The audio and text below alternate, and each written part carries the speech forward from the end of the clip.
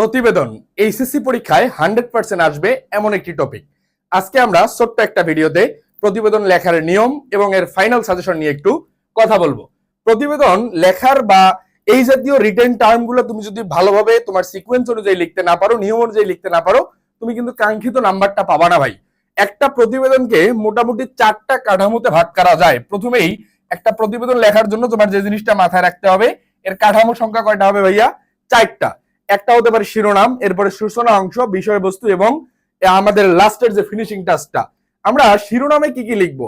প্রতিবেদনের শিরোনাম সবার উপরে থাকবে এবং এটা খুবই গুরুত্বপূর্ণ একটা কথা বলছি, এখানে একটি ছোট বাক্য লেখা বাঞ্ছনীয়। প্রতিবেদনটা আসলে যখন তুমি শিরোনাম লিখবা, এটা বড় কোনো বাক্য না লিখে ছোট কোনো বাক্য লেখাটা অধিক বাঞ্ছনীয়।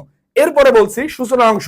প্রতিবেদনের যে অংশটা একেবারে সূচনা অংশ, তা প্রতিবেদনের বাকি অংশের তুলনায় বেশি গুরুত্বপূর্ণ, কারণ এই সূচনাটা দেখেই একজন পাঠক আগ্রহী হবে তোমার পুরো খবরটা পড়বে কি না।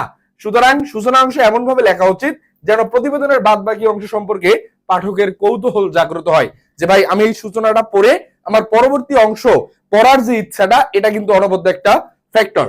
এরপরে আমরা বিষয়বস্তুতে কি লিখছি? বিষয়বস্তুতে শিরোনাম অনুযায়ী বিষয়বস্তুর বস্তুনিষ্ঠ আলোচনা থাকবে, অর্থাৎ কে, কি, কেন, কবে এবং কোথায় এসব প্রশ্নের একদম পুঙ্খানুপুঙ্খ ব্যাখ্যা দেওয়া থাকবে। প্রতিবেদনের মূল বিষয়গুলো খুঁজে গুরুত্বপূর্ণ বিষয়গুলো রেখে এখানে অপ্রয়োজনীয় কথাবার্তাগুলো একটু ছাঁটাই করে ফেলতে হবে, কনসাইজ করে ফেলতে হবে এবং তথ্য নির্ভর সংবাদ উপস্থাপন করতে হবে। এরপরে আমরা দেখতেছি লাস্টের যে অংশটা, এখানে প্রতিবেদনের নাম, ঠিকানা, স্বাক্ষর এবং অন্যান্য বিষয় থাকবে। এক্ষেত্রে প্রতিবেদন তৈরির সময়, সংযুক্তি, তারিখ উল্লেখ করা যেতে পারে। তাহলে আমরা প্রতিবেদনের 4টা কাঠামো দেখে ফেললাম। এখন আমরা দেখব প্রতিবেদনের ফাইনাল সাজেশনটা।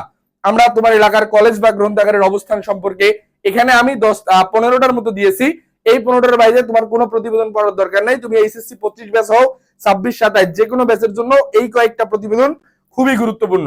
তাহলে আমরা এখানে নিত্য প্রয়োজনীয় দ্রব্যের মূল্য নিয়ে, সড়ক দুর্ঘটনা, কলেজে মহান স্বাধীনতা অথবা বিজয় দিবস উপলক্ষে জাতীয় দিবস, 21শে বইমেলা, লঞ্চ ডুবি এবং অনেক সময় হয় না একটা দুর্ঘটনা ঘটছে, লঞ্চ ডুবিতে 500 মানুষ মারা গেছে, এটার উপর একটা প্রতিবেদন চলে আসতে পারে। এরপরে দেখো তোমার এলাকার স্বাস্থ্য কেন্দ্রের অবস্থা, খাদ্যদ্রব্যের ভেজাল, এই যে আমরা এখানে দেখছি ডেঙ্গু জ্বর, যুব সমাজের নৈতিক অবক্ষয়ের কারণ, পরিবেশ রক্ষায় বৃক্ষরোপণের ভূমিকা বা প্রয়োজনীয়তা, যানজট, প্রযুক্তির নেতিবাচক প্রভাব, মাদকাসক্তির প্রভাব, এগুলা এইচএসসি পরীক্ষার জন্য প্রতিবেদন, এর বাইরে কিছু আসবে না। তোমরা অবশ্যই ভিডিওটা শেয়ার করে রাখবে তোমার টাইমলাইনে।